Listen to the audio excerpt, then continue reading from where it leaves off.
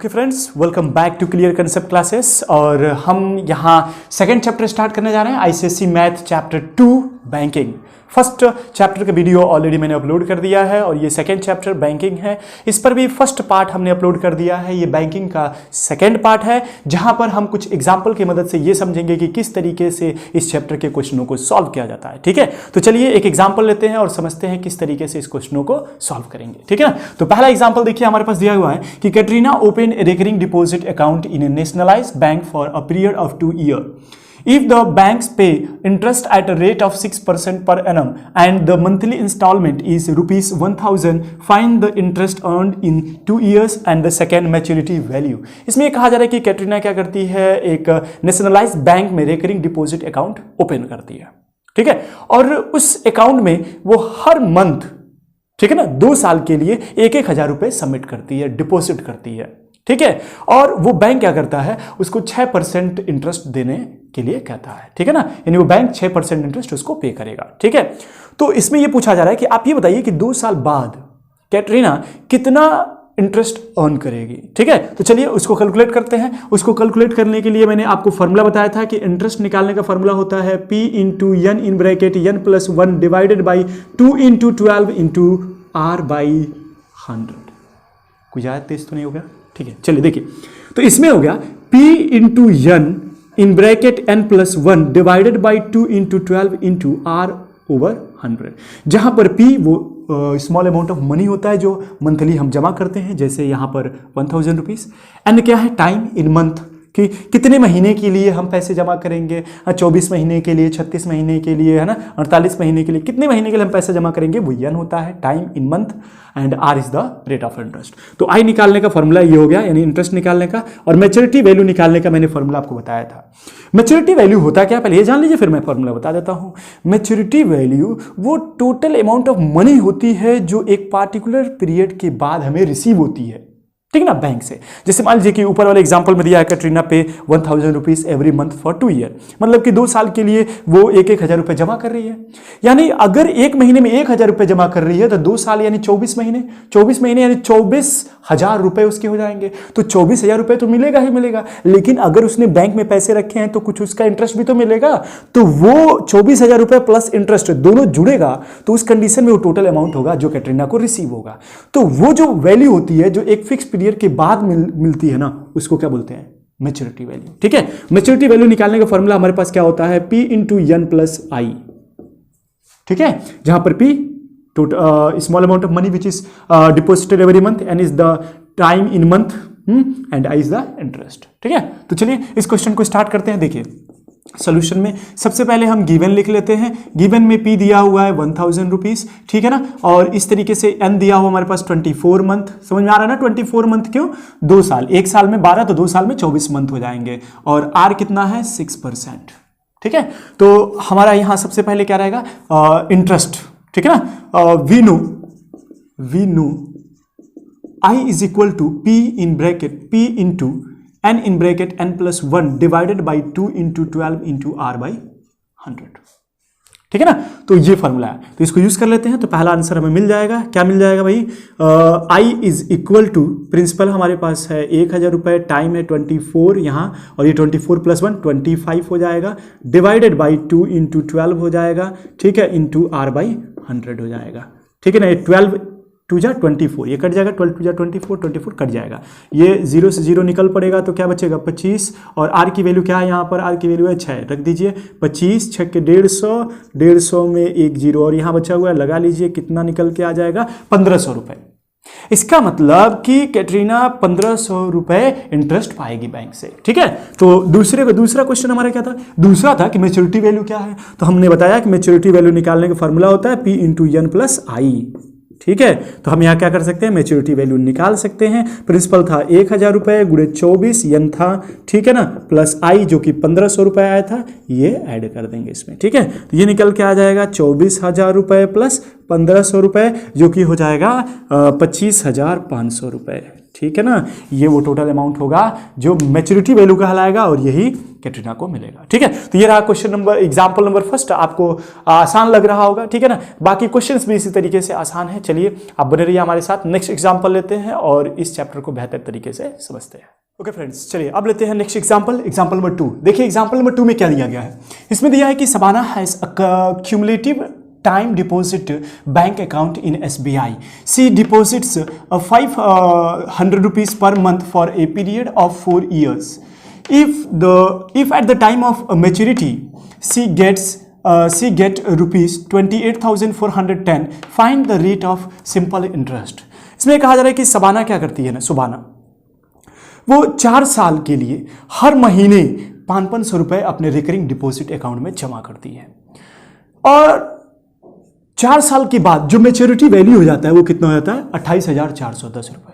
भाई यही तो उसको टोटल मिल रहा है, जो मिलता है वही लास्ट में जो 4 साल के बाद जो टोटल अमाउंट मिलेगा वही तो इसके लिए मैच्योरिटी अमाउंट होगा और मिलता है कितना, 28,410 रुपए। तो ये उसकी मैच्योरिटी वैल्यू है और हमसे ये पूछा जा रहा है कि रेट ऑफ इंटरेस्ट क्या है।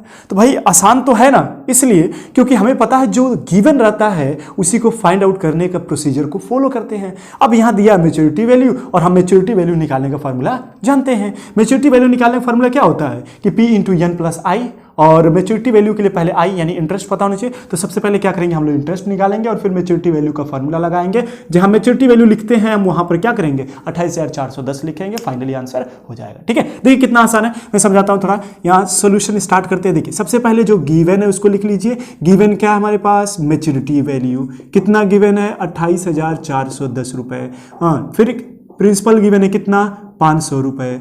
ठीक है ना, और हमें फिर टाइम गिवन है हमारे पास। ठीक है, टाइम यानी एन कितना है, 4, 12 4 जा 48, 12 चौक 48, 12 मंथ हो जाएगा।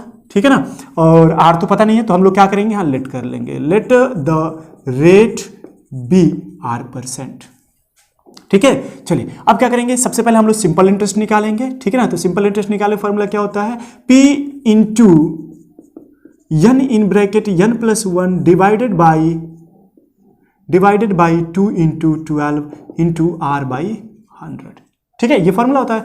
यहां पर P की वैल्यू कितनी है, 500 इंटू n की वैल्यू कितनी है, 48, तो ये हो जाएगा 48, n प्लस 1 48 प्लस 1 49 हो जाएगा। ठीक है, डिवाइडेड बाई, ठीक है ना, ये हो जाएगा 2 इंटू 12 इंटू R की वैल्यू नहीं पता है 100। ठीक है ना, इसको सॉल्व कर लेते हैं। 12 2 जा 24, 24 2 जा 48, ये 1 2 1 2 निकल पड़ा। ठीक है ना, ये 5 2 जा 10, 10 इंटू 49, 490 R। ठीक है, ये इंटरेस्ट निकल के आ गया 490 R।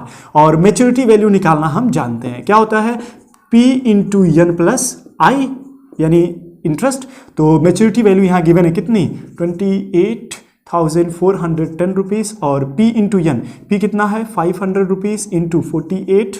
ठीक है ना, एन की वैल्यू दिया गया देखिए। ठीक है, और प्लस आई।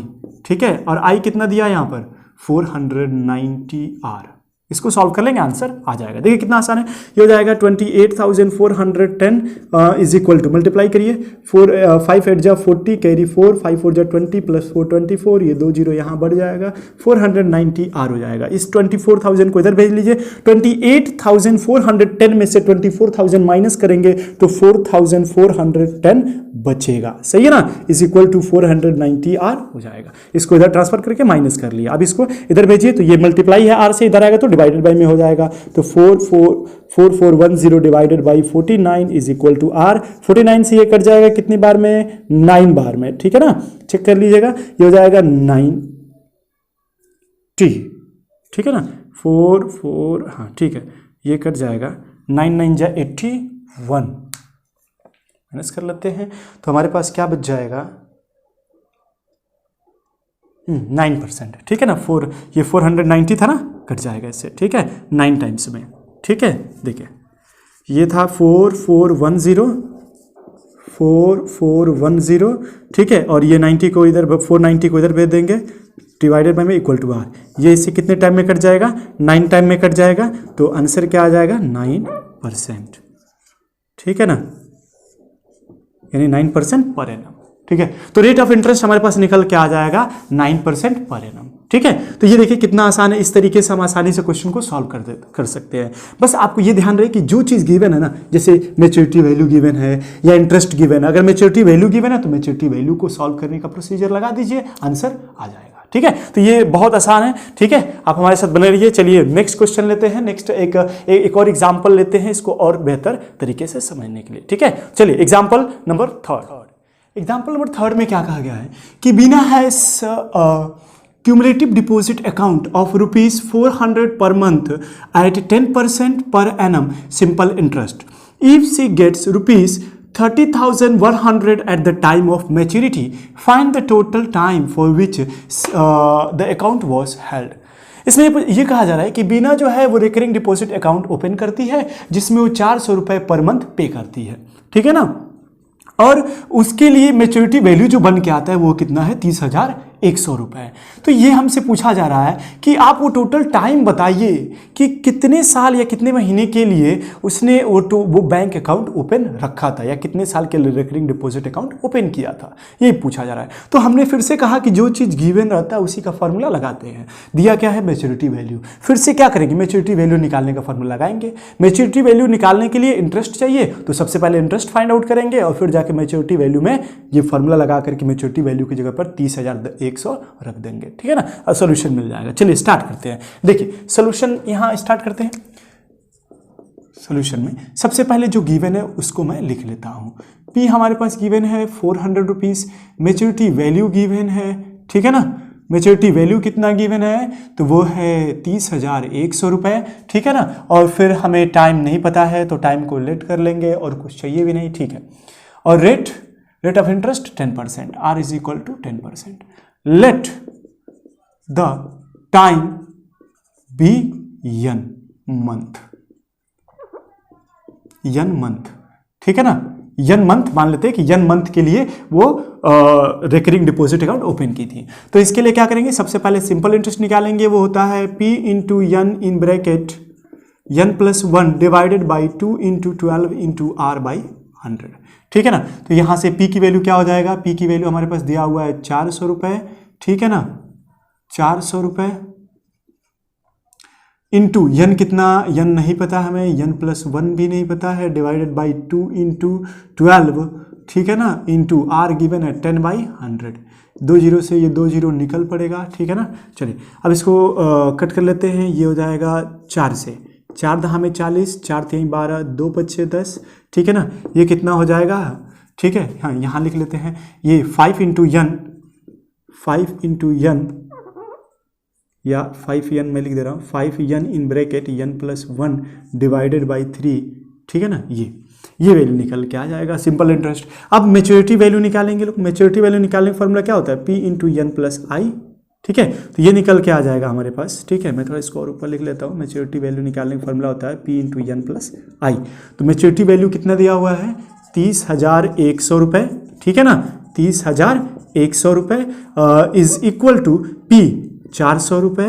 ठीक है, इंटू यन नहीं पता है, प्लस आई कितना है 5 N in bracket N plus 1 divided by 3। चलिए इसको लिख लेते हैं। ये कितना हो जाएगा, 400 यन प्लस 5n इंटू, ठीक है ना, इसको जरा मल्टीप्लाई कर लेते हैं तो कितना हो जाएगा, 5n square plus 5n divided by 3। ये क्या करते हैं, जरा 3 से दोनों साइड मल्टीप्लाई कर देते हैं। यहाँ 3 से मल्टीप्लाई करें तो ये हो जाएगा 9,300 इज इक्वल टू ये हो जाएगा 1200n plus 5n square plus 5n, है ना। इसमें 3 से मल्टीप्लाई करेंगे इसके लिए तो 3 से ये 3 कट जाएगा यहाँ पर। ठीक है ना, तो मल्टीप्लाई यहाँ नहीं दिखा रहे हैं वही। ठीक है ना, ये हो जाएगा। अब इसके बाद क्या करते हैं, सारे यन को एक तरफ, तो ये और ये सॉल्व हो जाएगा। सब में से 5 कॉमन निकल जाएगा। ठीक है, निकाल लीजिए। ये इसको ऐड कर लीजिए पहले, कितना है 1200 यन प्लस 5 यन, 1205 यन। ये हो जाएगा 90300 is equal to 1205 n plus 5n square. ठीक है, जरा इसको क्वाड्रेटिक इक्वेशन बनेगा, बना लीजिए। ये होगा 5n स्क्वायर प्लस 1205 यन, ठीक है ना, माइनस 9,300 इक्वल टू 0। ठीक है ना, इसको इधर भेज लिया, बराबर 0 कर दिया। जरा इसको सॉल्व कर लेते हैं। तो चलिए यहाँ हम सॉल्व करते हैं इसको। ये इन सब में से 5 कॉमन निकाल लेते हैं। ठीक है ना, सब में से 5 कॉमन निकाल के इधर ट्रांसफर कर देते हैं। तो क्या बन जाएगा हमारे पास, एक्स स्क्वायर प्लस इसमें से 5 को जरा डिवाइड करें तो ये हो जाएगा 5 दूना के 10, बचेगा 2 और 0, 5 चौक के 20 और ये बचेगा 5 एक के 5, ठीक है, 2 से 41 एक्स माइनस 5 से इसको डिवाइड करिए, कितना हो जाएगा 5 एक के 5, बचेगा 4 और 0, 8 25 40, ठीक है ना, बचेगा 3, ठीक है, यहाँ कटेगा नहीं तो ये हो जाएगा 5 छक्के के 30, इतना, ठीक है ना। क्या निकल के आएगा, क्या निकल कर के आएगा, ठीक है, हाँ 18060, ठीक है, इतना इक्वल टू 0। तो चलिए अब इसको जरा हम लोग फैक्टराइज कर लेते हैं, ठीक है ना। तो हमने देखा कि ये फैक्टराइज इसको कैसे किया जाता है, एक्स स्क्वायर 241 एक्स माइनस ये 18,060 रुपीज़ को, ठीक है ना, कैसे 18,060 को सिर्फ, ठीक है ना। तो इसको हम कैसे क्या करेंगे, पहले हम क्या करते हैं, इसको और इसको मल्टीप्लाई करते हैं, यहाँ कुछ नहीं तो 1 मान सकते हैं, 1 इंटू दिस हो जाएगा 18060, ठीक है ना। अब इसको फैक्टराइज कर लीजिए, ठीक है, कितना निकल के आ जाएगा, तो ये 2 टाइम में करिए 9030, फिर 2 टाइम में करिए ये जाएगा 4 5, ठीक है ना, 2 4 जाए 8 5 और ये हो जाएगा 15, ठीक है, फिर 5 टाइम में करिए, ठीक है, तो 5 9 जा 45, 0 5 3 जा 15, फिर 3 से करिए, 3 3 जा 9, ठीक है, 0 3 1 जा 3, ठीक है, ये मिलेगा। अब इससे ज़्यादा और कटेगा लेकिन यहाँ पर मिल जाएगा, देखिए 5 3 15, 15 दूना के 30, दूना का 60, 60 और ये हो जाएगा, देखिए 60 गुणे ये तो हो जाएगा हमारे पास इतना, और 60 और ये दोनों को जरा सॉल्व कर लीजिए, तो हमें क्या चाहिए, माइनस में चाहिए ना, यहाँ प्लस चाहिए, तो इसको प्लस रख लेते हैं, इसको माइनस, ठीक है, माइनस करके देखिए ये मिल जाएगा, ठीक है ना। तो 60 और 301 ये हो जाएगा हमारे लिए x square plus 301x minus 60x minus 18,060 equal to 0, ठीक है ना। चलिए तो ये क्या निकल के आएगा, इन दोनों में से कुछ कॉमन, इनमें से कुछ कॉमन, इसमें से x कॉमन हो जाएगा तो क्या बचेगा x प्लस 301, और यहाँ इसमें से 60 कॉमन निकाल लेते हैं तो क्या बचेगा x प्लस, ठीक है ना, 301 इज इक्वल टू 0। ये दोनों कॉमन है, बाहर निकाल लीजिए, ठीक है, क्या बच जाएगा x प्लस 301 इन 1 ब्रैकेट और x माइनस 60 एक ब्रैकेट में equal to 0। Zero product rule के अकॉर्डिंग एक बार ये 0 एक बार ये 0, तो x प्लस 301 इक्वल टू 0 होगा तो x की वैल्यू माइनस 301 हो जाएगी। तो यहाँ माइनस में तो ईयर आता नहीं है तो ये लेंगे नहीं, यहाँ पर क्या हो जाएगा x माइनस 60 इक्वल टू 0, यानी x इक्वल टू 60 मंथ ले सकते हैं, सही है, यानी ये इसका आंसर होगा, यानी 60 मंथ का लीजिए या x इक्वल टू 12 25 60 5 ईयर, ठीक है ना।